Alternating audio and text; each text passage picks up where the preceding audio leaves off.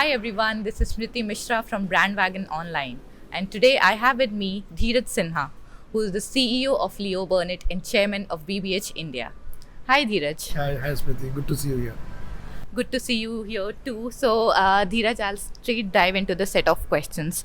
My first question to you is that what advertising is all about today? Because last 2 years have seen an immense shift in the industry. So, what according to you is advertising all about today? I think at many levels the fundamentals haven't changed, right? So still about solving problems, solving business problems. Also, at a larger level, the power we have as a communications industry, solving human problems, right? And fundamentally, advertising is about that. I think what has changed is the palette that's available for us to use. So about say 10 years, 20 years back, we fundamentally spoke through a piece of video or a piece of print ad or a hoarding, right? The palette today has changed. I mean, you could create a technology platform, you could use data, you could use video as well, right? So what advertising today has at its beck and call to play with is suddenly become really huge, and to my mind that's what makes it to be the most exciting time to be in this business at this point in time. Definitely.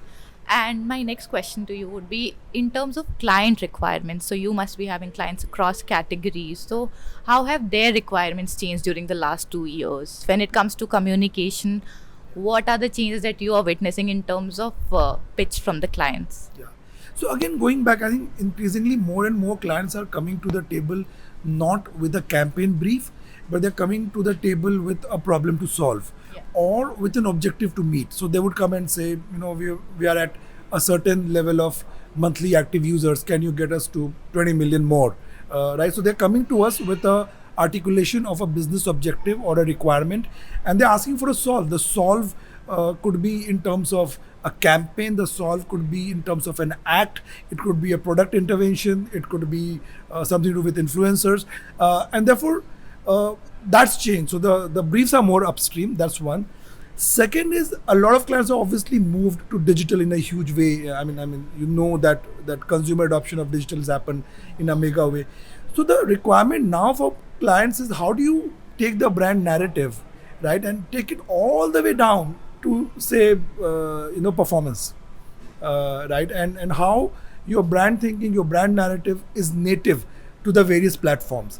That is again a thinking which has emerged in a big way in last 2 years. Right. Since you just mentioned about digital, I wanted to come to that question. In the space of digital now, where we've seen most of the brands moving to in the last 2 years, which in a way has also cluttered the space. Yeah. So, how can brands stand out in the digital space? I think what digital beckons marketers to do is let go of a bit of a control, right? Because traditionally, I mean, you look at a designated marketing manager, brand manager, you've been groomed and designed to have control, right? When you're doing a piece of ad, you have control on every frame. Every frame may have an objective and your brand and your RTB, etc. But when you're playing digital, right, you're competing against your thumb. Your consumers thumb swiping your piece of comms. So you first have to be interesting. You first, as I my thing is, nobody wakes up in the morning saying, okay, which is the toothpaste that I want to brush my teeth Yeah. with. People wake up, they have issues. They have home issues, driver issues, food issues, water issues. How do you become a part of people's lives so that they want to interact with your content and play with your content? That's the first and foremost. Even if you are, say, working with influencers, you cannot anymore dictate the narrative of the brand in the way you used to dictate on a television broadcast piece. So that's the biggest part of challenge. If you're being part of people's life, you're telling stories, narratives that people want to engage with, you will be able to break through the clutter. All right. We've also read about reports which claim that, digital spends is going to rise, but at the same time, things are gradually getting back to normal. Yeah. So, do we see a rise in digital spends, or do you see that, brands are going to eventually get back to the traditional mediums as well? Yeah. No, you will see a rise of both. You will see a rise of traditional, and you will also see a rise of digital. I mean, we've seen in cases where the brand has been heavy on performance, and the moment we've run a brand narrative, the cost of performance has gone down. right? So it's not either or, it's together. So what I talk about is one brand narrative, but platform native, right? Just that the plethora of platforms are many today. The other big difference also is that the whole idea of single-minded proposition was actually a supply side constraint, because you only had one TV ad to say. You said we can say only one thing. The advantage with so many mediums is that the brand can flex its multiple muscles across mediums. So you could be running a very emotional brand narrative on TV. You could be running how-to videos on YouTube, right? You could be doing influencer-led unpacking on some other medium, and so on and so forth. So this palette of mediums allow the brand to say many things and therefore be able to scale up very, very quickly. Coming back to the creativity bit, we saw in the last 2 years, most of the brands moved to purpose driven marketing, and we've also seen emotional connect playing an important role. So, what, according to you, will hold center stage going forward? See, I think that the purpose is good, but the purpose has to navigate, travel through the core of your premise, through the core of what you're doing, right? I mean, my question is, how does a jewelry brand help India and Pakistan come together? It doesn't, right? But say what we are doing with Whisper, right? If you've seen our latest campaign, we are bringing back the missing chapter on menstruation in the books that the girls are going to read. Now, that's exactly in the line of the work that Whisper as a brand enables, right? So, if your purpose is where your mouth is, right, you will succeed. But if you're just trying to borrow purpose as a quick popularity rocket, I don't think you have any rights doing that. So, the other bit I wanted to understand is what kind of role is technology playing in the advertising sector, and how is it likely to shape up the industry? Huge, I think, right? I mean, in today's times, your solutions can be completely tech led. And when I'm saying tech, I'm not saying digital tech, I'm saying pure tech led. And I'll give you an example. About 3-4 years back, we invented this piece of technology called Roads That Honk, right? And Roads That Honk is an anti collision system. So we put two poles on two sides of a U-pin bend on a road, right? And it maps the upcoming traffic and honks on the other side, thereby preventing accidents.